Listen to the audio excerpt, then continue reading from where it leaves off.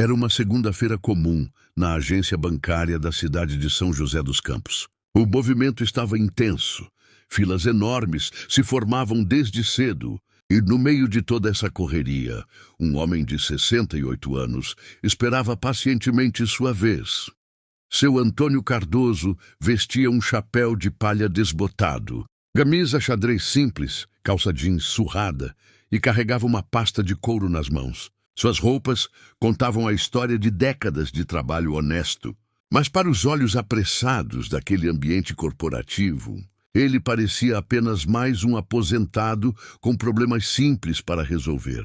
Quando finalmente chegou sua vez e se aproximou do balcão, os olhares começaram a se voltar para ele. Sussurros discretos ecoavam pelo salão, aquele tipo de julgamento silencioso que machuca mais que palavras. As pessoas observavam suas roupas simples, seus sapatos gastos, sua postura humilde e faziam suas conclusões precipitadas. Paulo, o gerente da agência, um homem de 40 anos com um terno impecável e ar de superioridade, olhou para seu Antônio de cima a baixo. Seu sorriso era daqueles comerciais, falsos, carregados de condescendência. Ele estava acostumado a lidar com clientes importantes, pessoas que vestiam roupas caras e ostentavam símbolos de status. Aquele senhor simples, claramente, não se encaixava no perfil. "O senhor tem certeza que está no lugar certo", disse Paulo em tom alto o suficiente para que outros pudessem ouvir. "A lotérica fica ali na esquina." O silêncio cortou o ar como uma lâmina. Todas as conversas pararam. Todos os olhares se voltaram para a cena que se desenrolava no balcão principal. Alguns clientes disfarçaram risinhos, outros baixaram a cabeça constrangidos, mas todos estavam prestando atenção. Seu Antônio respirou fundo. Décadas de experiência haviam lhe ensinado que a paciência era uma virtude rara e que a verdadeira força estava na serenidade. Ele manteve o olhar firme, mas sem agressividade, e respondeu com a mesma calma de sempre. "Eu só preciso resolver uma transferência, filho." "É coisa rápida." A palavra filho ecoou pelo ambiente. Não havia desrespeito ali, apenas a naturalidade de um homem mais velho se dirigindo a alguém mais novo. Mas Paulo interpretou diferente. Seu ego foi ferido. Como aquele homem simples ousava chamá-lo de filho em público?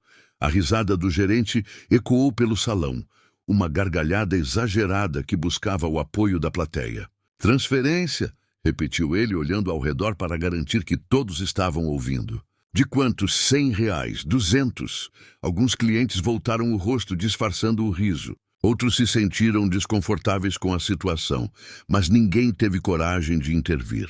Era mais fácil ser espectador daquela humilhação pública do que tomar uma posição. Seu Antônio manteve-se firme. O olhar sereno, o mesmo tom calmo de quem já aprendeu a esperar.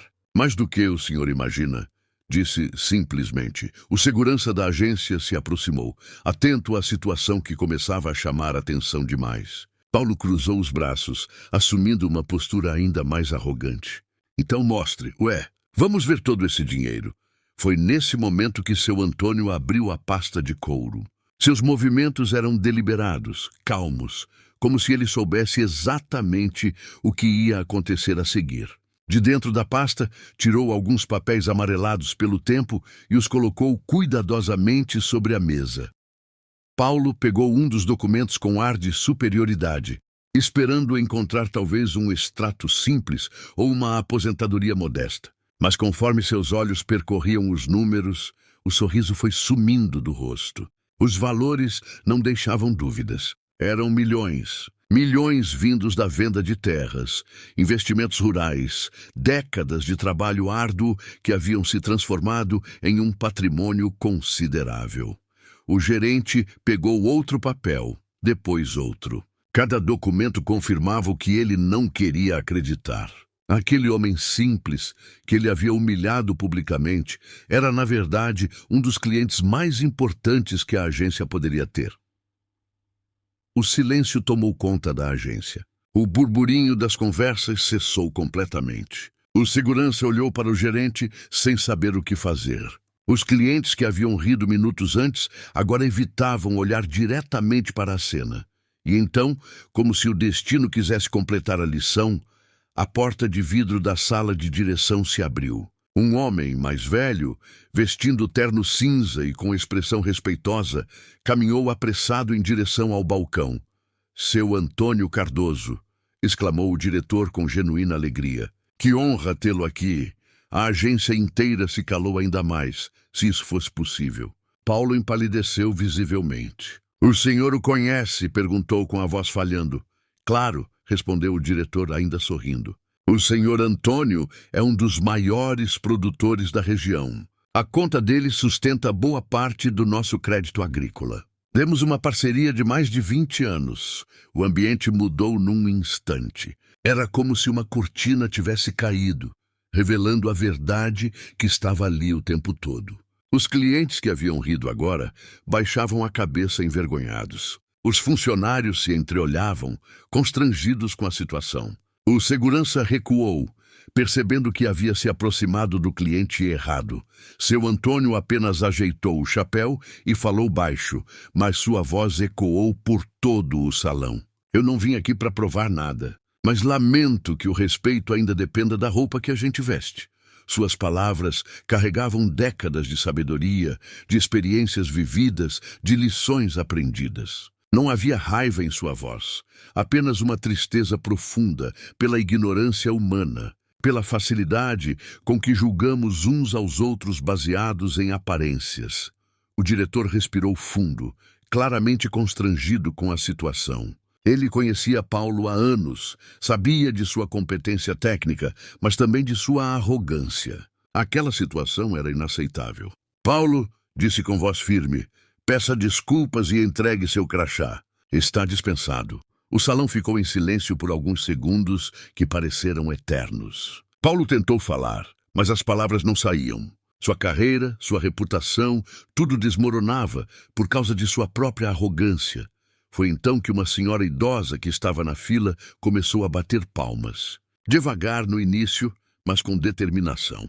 Logo toda a agência aplaudia. Era o reconhecimento tardio da dignidade, da humildade, do caráter que havia sido desrespeitado. Seu Antônio apenas sorriu. Não era um sorriso de vitória ou vingança, mas de compreensão. Ele caminhou calmamente até a sala reservada, acompanhado pelo diretor, e fez a transferência que tinha vindo fazer desde o início. Naquele dia, ninguém saiu dali igual. Todos aprenderam que respeito não se mede em saldo bancário, mas em caráter. Que a verdadeira riqueza não está nas roupas que vestimos ou nos carros que dirigimos, mas na forma como tratamos uns aos outros. A lição ecoou pelos corredores da agência, pelas conversas dos clientes, pelas reflexões dos funcionários. Alguns lembraram de situações em que eles próprios haviam julgado alguém pela aparência. Outros prometeram a si mesmos nunca mais fazer o mesmo.